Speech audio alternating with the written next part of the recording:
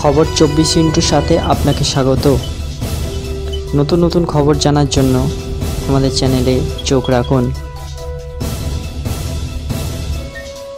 নমস্কার, খবর 24/7 আপনাদের স্বাগত। দর্শক, বডিল অলসন লুন্ড ইউনিভার্সিটির একজন অধ্যাপক এবং স্ক্যান ইউনিভার্সিটি হাসপাতালের পরামর্শদাতাও বটে উনি।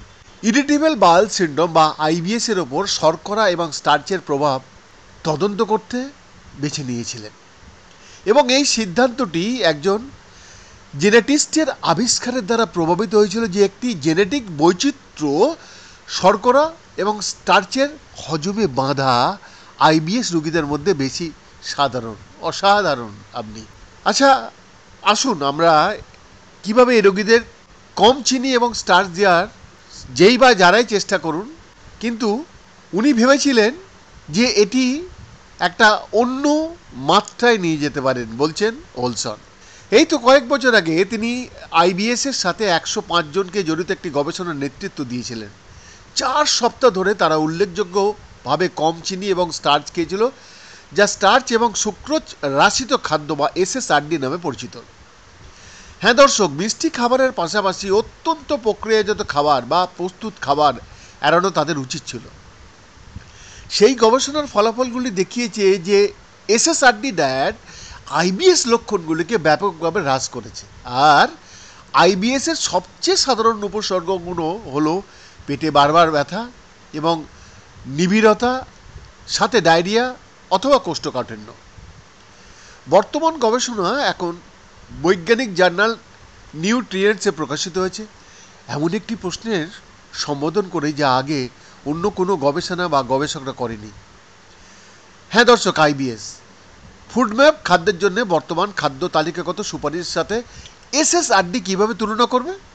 হ্যাঁ, এবার শুনুন তাহলে। ফুডম্যাপ হলো একটি কঠোর আরও নিয়ন্ত্রিত খাদ্য যেখানে অনুমোদিত খাবারের তালিকা ধারাবাহিকভাবে অনুসরণ করা আবশ্যক।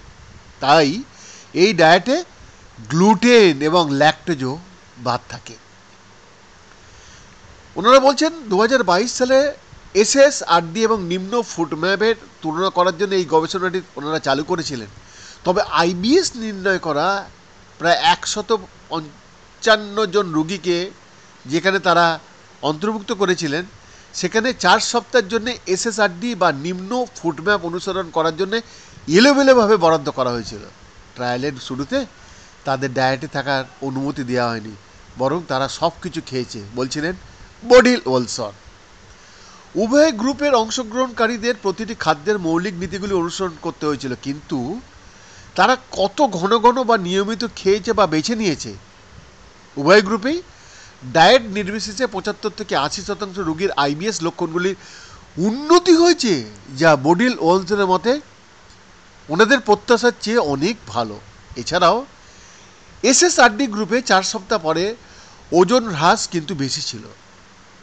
এই গ্রুপে চিনির আকাঙ্ক্ষাও সবচেয়ে বেশি কমেছে, যা ইতিবাচক, কারণ আইবিএস রোগীদের ওজন সুস্থ মানুষের তুলনায় কিন্তু বেশি।